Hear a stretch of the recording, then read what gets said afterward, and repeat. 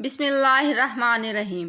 ایک بزرگ رحمۃ اللہ علیہ فرماتے ہیں کہ میں حضرت سیدنا حسن بصری رحمۃ اللہ علیہ کے پاس بیٹھا ہوا تھا کہ کچھ لوگ ایک مردے کو گھسیٹتے ہوئے وہاں سے گزرے۔ حضرت سیدنا حسن بصری رحمۃ اللہ علیہ اسے دیکھ کر بے ہوش ہو گئے۔ جب آپ رحمۃ اللہ علیہ کو ہوش آیا تو میں نے بے ہوشی کا سبب دریافت کیا۔ آپ رحمۃ اللہ علیہ نے فرمایا، یہ مردہ کبھی اعلیٰ درجے کے عابدوں اور زاہدوں میں سے تھا۔ میں نے عرض کی، اے ابو سعید، ہمیں اس کے بارے میں کچھ بتائیں۔ آپ نے فرمایا، یہ اپنے گھر سے نماز ادا کرنے کی نیت سے نکلا تو راستے میں اس کی نظر ایک عیسائی لڑکی پر پڑی۔ اسے دیکھ کر یہ فتنے میں پڑ گیا۔ اس لڑکی نے اس سے کہا، جب تک تو میرے مذہب میں داخل نہ ہوگا میں تجھ سے نکاح نہ کروں گی۔ وقت گزرنے کے ساتھ ساتھ اس کی شہوت بھی بڑھتی چلی گئی۔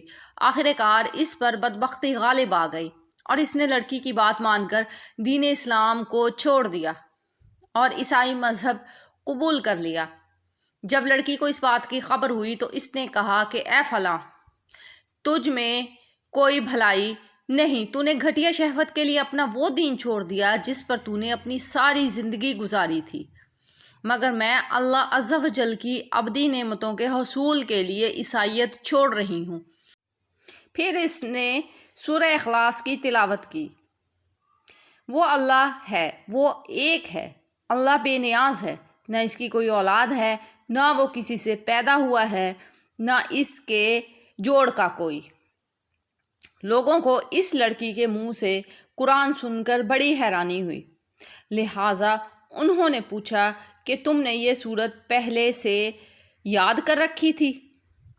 لڑکی نے جواب دیا، اللہ عز و جل کی قسم، ہرگز نہیں، بلکہ میں تو اس سورت کے بارے میں کچھ نہ جانتی تھی، لیکن جب اس شخص نے مجھ سے نکاح کے لیے اصرار کیا تو میں نے خواب میں دیکھا کہ میں دوزخ میں داخل ہو رہی ہوں کہ اچانک اس شخص کو میری جگہ جہنم میں ڈال دیا گیا۔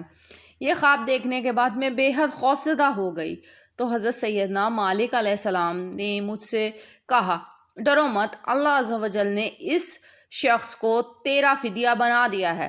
پھر کسی نے میرا ہاتھ پکڑا اور مجھے جنت میں داخل کر دیا۔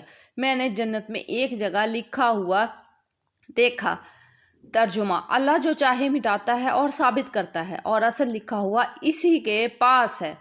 پھر مجھے سورہ اخلاص سکھائی گئی اور میں نے اسے یاد کر لیا۔ جب میں بیدار ہوئی تو یہ سورت مجھے بدستور یاد تھے۔